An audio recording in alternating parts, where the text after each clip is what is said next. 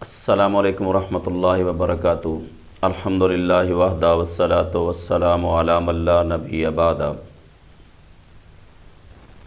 ناظرین کرام، آج ایک بہت ہی اہم موضوع پر میں بات کرنے والا ہوں۔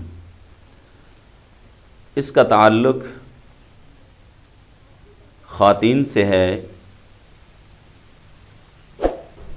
موضوع یہ ہے کہ کیا جادو کی وجہ سے عورتوں کے ایام میں بے قاعدگی ہو سکتی ہے یا نہیں؟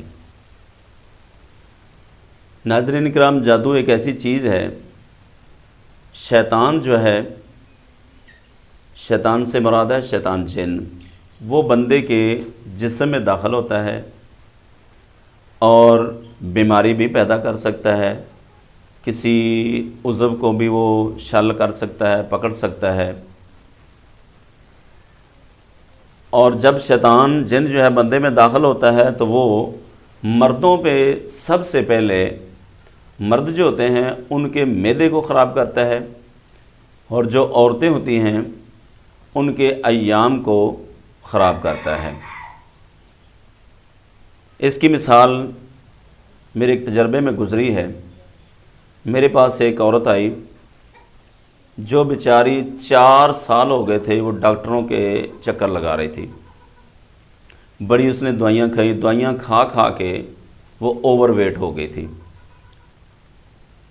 اس کی کیفیت ایسی تھی کہ اگر 2 ماہ ہو گئے ہیں اس کو ایام آئے نہیں، یعنی مینسز آئے نہیں، اگر آ گئے ہیں تو 3 ماہ چلتے ہی رہتے تھے۔ میرے پاس آئی، میں نے اس پہ رقیہ شرعیہ کیا اور اس سے کچھ علامتیں پوچھی۔ اس کے بعد ایک مرتبہ وہ رقیہ شرعیہ کروانے کے بعد وہ نام پھر چلے گئی۔ اس کے بعد 6 ماہ بعد پھر ڈاکٹروں کے پاس چکر لگا کے پھر آ گئے۔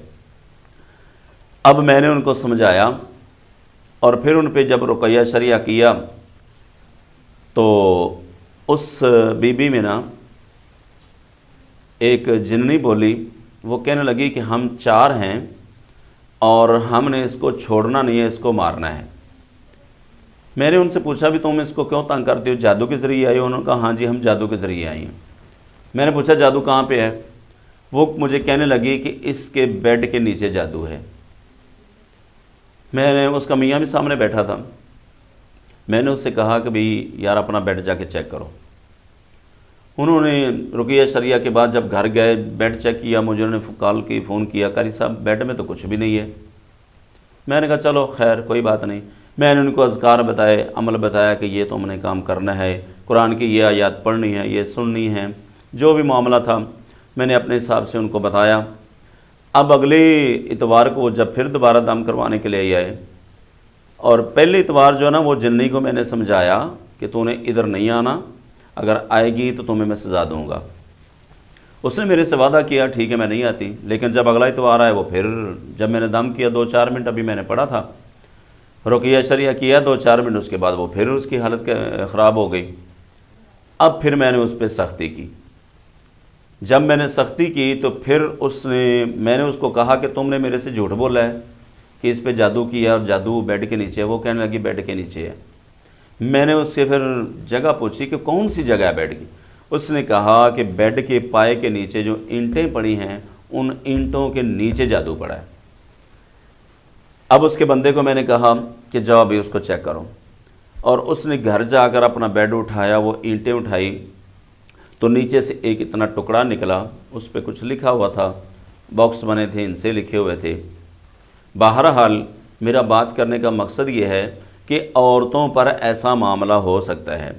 اگر کوئی میری ماں بہن اس معاملے کا شکار ہے تو وہ ڈاکٹروں کے پاس جانے سے پہلے کسی بہترین معالج سے، بہترین معالج سے مراد وہ معالج جو قرآن و حدیث سے علاج کرتا ہو، وہ معالج جو سلفی العقیدہ ہو، موحد ہو، اس سے اپنا علاج کروائیں تو انشاءاللہ اس کی طبیعت میں بہتری آ سکتی ہے اور اس کو شفا مل سکتی ہے۔ تو اس کے بعد وہ نا اب تک عورت، وہ میرے پاس ہی تو رہتے تھے کانے میں، پرانے کانے میں، تو اس کی ماشاءاللہ طبیعت بالکل اس سے وہ ٹھیک ہے، کوئی دوائی نہیں کھا رہی، کوئی کچھ نہیں کھا رہی۔ تو اس طرح کے معاملات ہو جاتے ہیں۔ اور بعض کا ایسا ہوتا ہے کہ کچھ لوگ ایسے ہیں کہ بڑے ٹیسٹ کروائے ہیں لیکن نہ علاج اپنا مرض آتی نہیں کوئی، لیکن اس کو تکلیف ہے۔ اسی طرح میرے پاس ایک بندہ آیا، یعنی میں یہ بتانا چاہتا ہوں کہ جادو کی وجہ سے مرض ہو سکتی ہے۔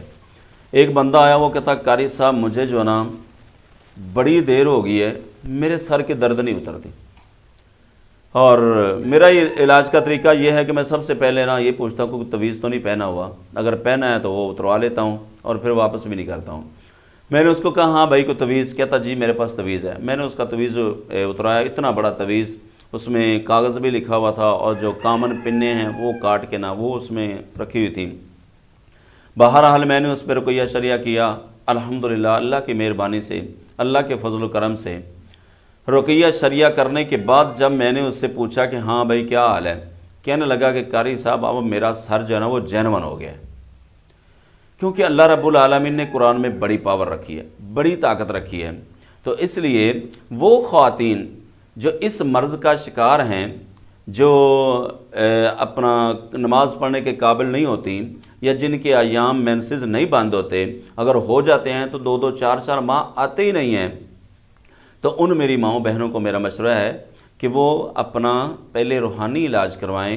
امید ہے کہ روحانی علاج کروانے سے ان کے یہ مسائل حل ہو جائیں گے، اور اگر روحانی علاج کروانے سے کوئی ایسا معاملہ نہیں ہے یا اس کو خواب وغیرہ نہیں آتے تو مرض بھی ہو سکتی ہے، لیکن جنات بھی مرض پیدا کر سکتے ہیں۔